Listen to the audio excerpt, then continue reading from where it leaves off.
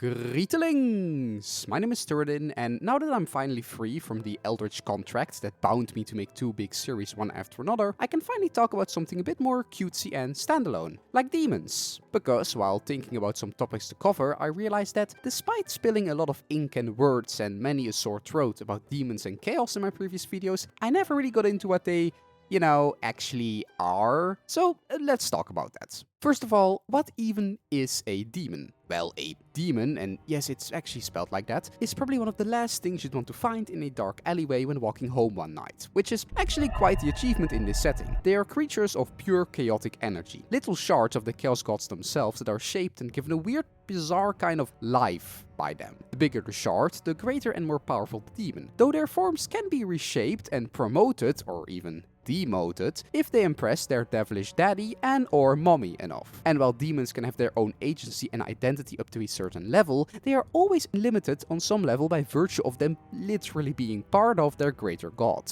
Despite their occasional shenanigans, they are fundamentally incapable of moving against the greater ideals and goals of the chaos gods. And as a side tangent, this is also why a lot of the gods actually prefer mortals a lot of the time, because while demons will obey and do the job to the letter, they are also often a bit stale. They lack that little bit of surprise, that excitement, that bit of a personal twist that mortals have in spades, even if it's technically less efficient. Not that I can blame them. If you were 10 trillion years old, you'd be a sucker for some entertainment as well. Anyway, back on track. While demons have a lot of individual variety and diversity, even amongst the ranks of a single god, there are always a few basic things they have in common. First is that they completely style on all laws of the universe. As creatures of unreality, they don't need to eat, breathe, or really do anything that most beings should. They can often even survive damage or exist in climates that would tear most warriors, even undead ones, to pieces of scrapped paper. However, this comes with the caveat that, as creatures of pure energy, they tend to get a bit homesick after a while and need to call mom and dad at least twice a day. They are fundamentally incompatible with reality. If summoned in a place untouched by chaos, they were like an ice cream sundae in the middle of an active volcano.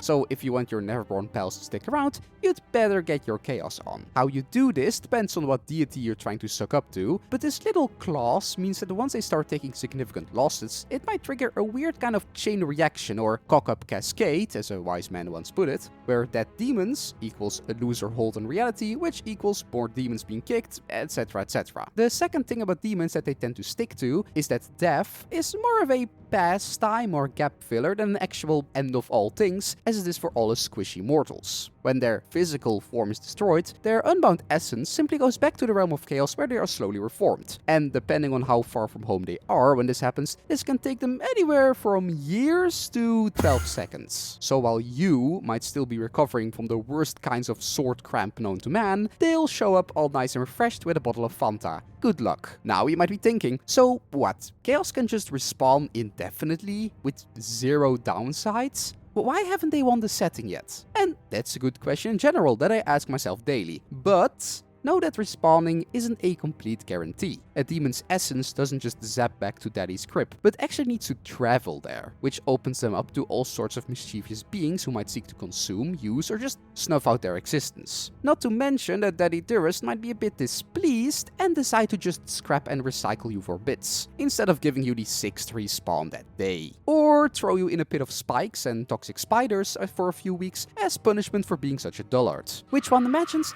doesn't brighten the demon's feelings on their killers. Once again, a good luck. And last but not least, names. See, a demon's name isn't just a cutesy little thing you put in your bedroom door. It's a full encapsulation of their essence, nature, and very identity. It's usually a bizarre, unpronounceable string of apostrophe vomit that makes your frontal lobe turn inside out and would even make a Welshman blush. But before I start wondering why demons don't walk around screaming their names at people to insta-kip them, their true name isn't actually the name they go by in their average day-to-day. Their name, being a complete microcosm of their very being, means that knowing said name gives you a certain level of control over them. Maybe not full puppeteering, but it'll at least give you bossing around privileges and will probably prevent them from trying anything too funny. And before all you would-be demonologists start furiously looking up names of your favorite greater demons, like if you're planning a Pokemon team on Cerebi.net, there are two massive great unclean ones in the room. First being that a demon will immediately clock when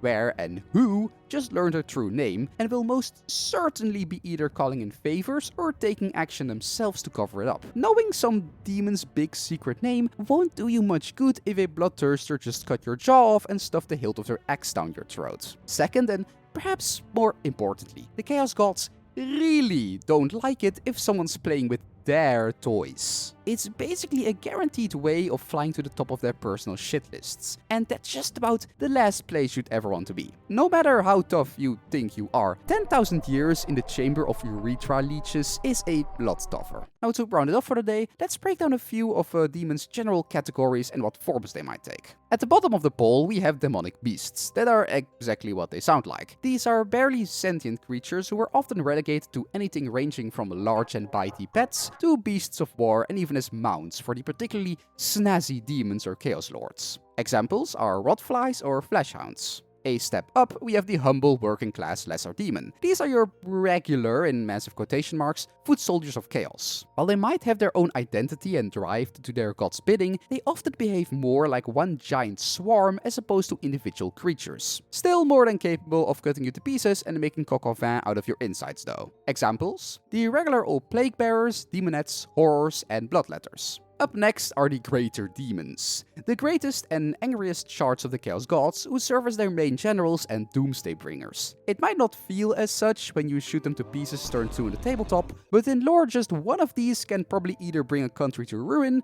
or cause everyone to shit themselves to death out of fear. As they get a larger helping of chaotic essence, these are usually the demons with actual personalities and their own bit of agency. They'll still do as the gods desire, but might have their own ideas and tactics on how to get there. Unless you're a bloodthirster, in which case you'll just walk in one direction until the soft squishy flesh things run out. Examples? Great and Clean Ones, Keepers of Secrets, Lords of Change, Vermin Lords, and Bloodthirsters. Then we have a weird one, Demon Princes, who technically aren't even demons at all, at least not fully. You see, Demon Princes actually start out as regular boots-on-the-ground mortals who, by being the biggest suck-up that ever sucked, manage to impress the gods to such a degree that they'll basically take your soul, mix it up with demonic essence, and plop you into a new spookier and sexier body. On the bright side, this comes with the same respawn hacks that regular demons do. On the other, you've now bound yourselves to a complete immortal nutter for eternity, or until they get bored, or until you fail to impress. Nice going, dingus. Examples? Demon Princes of all flavors, technically also some Vermin Lords, they're weird, and Be'lakor, the greatest dingus that ever dingused. And last but kinda least, the odd ducks of the Chaos family, the Unaligned. I didn't really know where else to put them, and they're not that important, but I at least want to mention them somewhere. Because while the 4 brochachos are quite the eye-catchers, they're not the only inhabitants of the realm of chaos, just the biggest and the strongest. Chaotic energies can be so wild and volatile that it has a tendency to spawn beings completely separate from the big 4, either through natural happenstance or mortal interference like specific rituals or belief. Though, rest assured, Chaos Zero is every bit as awful and corruptive as Chaos proper. Handle with care. Or don't at all, just don't. Examples? Furies, familiars, and other weird stuff. And that's all for now. A rundown on very, very, very bad things. If you liked it, remember to like, subscribe, offer your soul to the great demon Akum Tatar, and I'll see you all in the next one. Bye-bye!